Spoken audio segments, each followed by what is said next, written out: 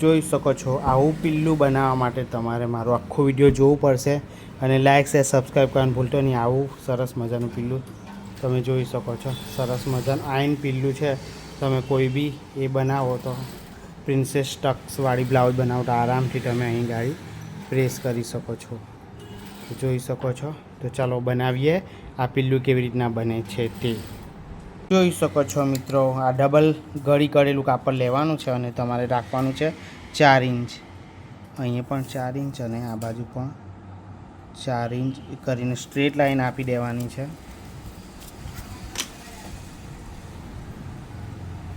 જો straight line આપીને અને અહીંથી 0.5 ઇંચ અને આ લાઈનને સ્ટ્રેટ લાઈન આલ દેવાની છે. જોઈ શકો છો. અને અહીંયા ગાડી રાઉન્ડ આપી દેવાનો છે આ રીતના. જોઈ શકો છો. તો આને પછી આટલેથી ડાયરેક્ટ જ કટિંગ કરી લેવાનું છે અહીંયા સુધી. જુઓ, અહીંથી કટિંગ કરતાં કરતાં જશો તો અહીંયા લગીનું કટિંગ થઈ જશે. બરાબર છે. તે એક પીસ થઈ ગયો. ચાલો બીજો પીસ કેવી રીતના કાપવાનો આ છે તો ડબલમાં કપાશે. જે કપડું હોય હું બતાવું તમને. અને આમાં કેવું કરવાનું છે કે 6 ઇંચ લેવાનું છે. અહીંયાથી માંડીને અહીંયા સુધી 6 ઇંચ લેવાનું છે. અહીંયા પણ 6 ઇંચ લેવાનું છે અને સ્ટ્રેટ લાઈન આપી દેવાની છે. સ્ટ્રેટ લાઈન આપીને 11.5નું રાખવાનું છે. આ ટોટલ લેન્થ આપણી બંનેની 11.5ની રહેશે. 11.5, પોણા 12 પણ રાખી શકો છો. એનાથી વધારે નહીં રાખતા. તમે એકનું જે માપ રાખો એ સેમ જ રાખવાનું છે અને સ્ટ્રેટ લાઈન આપી દેવાનું છે. અહીંયાથી 2 ઇંચ આપવાનું છે અને અહીંયા પણ 2 ઇંચનું આપવાનું છે. બરાબર છે. અહીં ગાડી રાઉન્ડ ભાગ આપવાનો છે થોડો આ જ રીતના અને અહીંયા પણ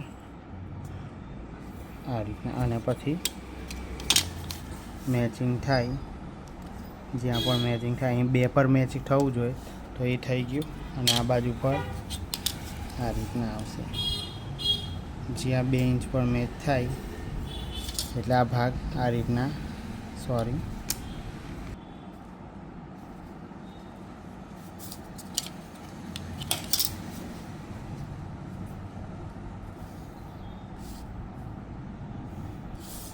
તો આ રીતના શેપ થઈ જશે. અહીંયાથી તમારે નીચે થોડું ક્રોસ આપવો હોય તો ક્રોસ આપી શકો છો. અને અહીંયા તમારે અહીંયાથી લઈને અહીંયા સુધીનું રાઉન્ડ ભાગ આપી દેવાનો છે. તો એક રાઉન્ડ ભાગ તમે હાથથી પણ આપી શકો છો. અહીંયાથી લઈને ધારો કે આવી રીતના. બસ આ 2 પીસ થશે. આ સિંગલ 2 પીસ અને અહીંયાથી આ જોઈન્ટ થશે. તે તો હું તમને સ્ટીચમાં બતાવું છું. અને આથી આ પછી આપણે છે ને 2.5 ઇંચની એક પટ્ટી કાપવાની છે. આ 2.5 ની પટ્ટી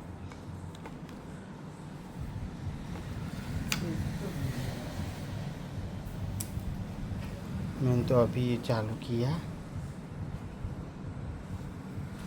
तो જોઈ શકો મેં અહીંથી સિલાઈ મારી લીધી છે. સિલાઈ મારીને આવે મેં પ્રેસ કરું છું.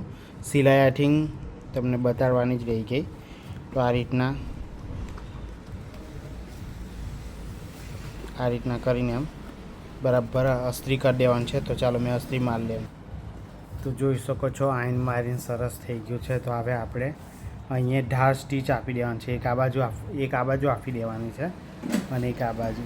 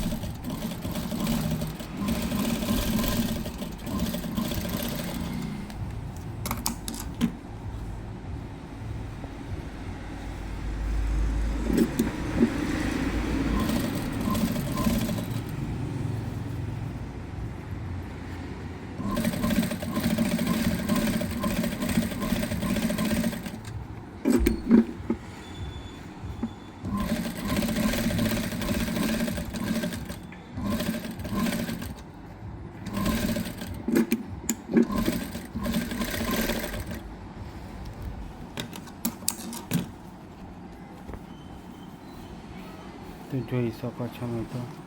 પછી આવું કોઈ બી ફાલતું તમારી પાસે કોઈ કપ્સ પડી રહ્યા તો હું ડબલ મૂકી દેવાના. મારા આ કપ્સ મારે કંઈ કામના નહીં હતા, કોઈના નીકળેલા હતા, તો આને આપણે આ રીતના ડબલ અહીંયા ડબલ કરી દઈએ. આ જે ઊંચું રહે એમાં થોડો કપડાનો ડૂચો મૂકી દેવો પડે અને સિલાઈ મારી લઈશું આ રીતના કરીને. આપણે આમ કરીને પહેલાં તો આ બેને જોઈન્ટ કરી દઈએ. હા તો इसको ऐसे रखते हैं.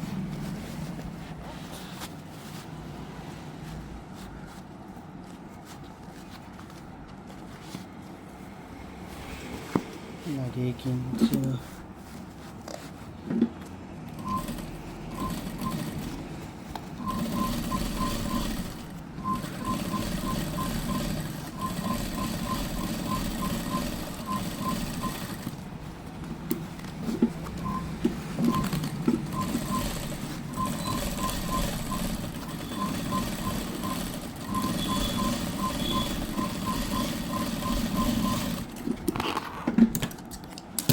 જોઈ શકો. આપણે આમાં મૂકી દઈએ.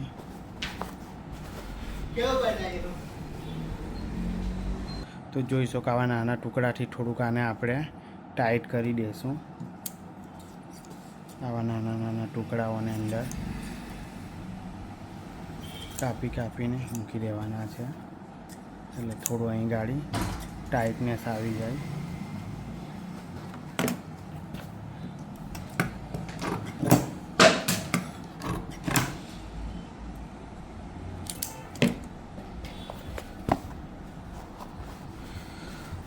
આ જગ્યાએ મારે એકદમ એ નહીં થવું જોઈએ.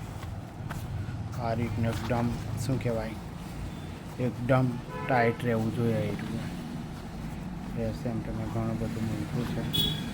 અને મિડલ ટુ મિડલ રાખીને આપણે આ સિલાઈ મારી લેવાની. જોઈ શકો.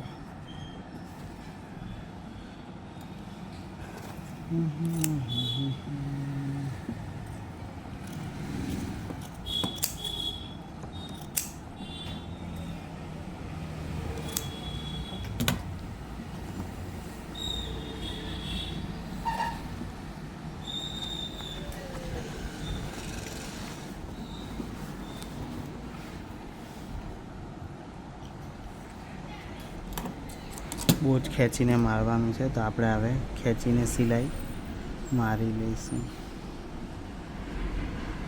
દોરો એવા ટાઈમે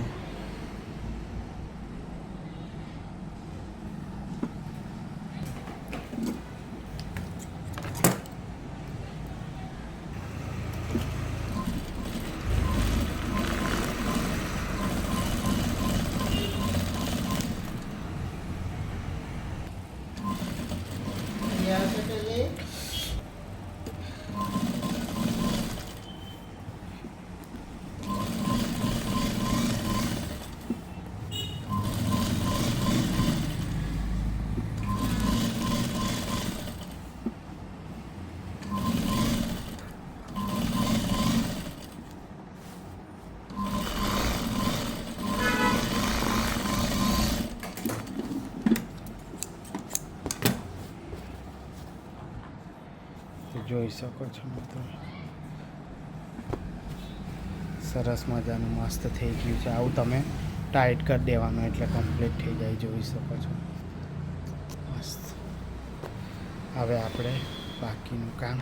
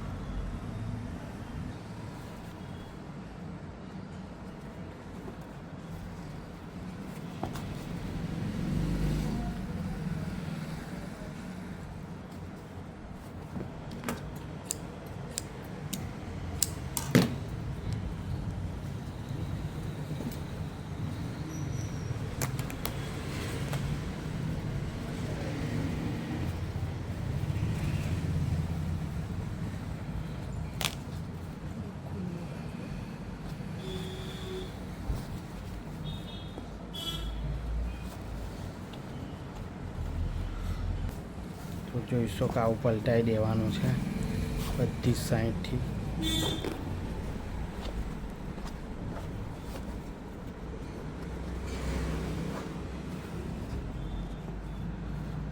પછી આ સીવી લેવાનું છે આટલું.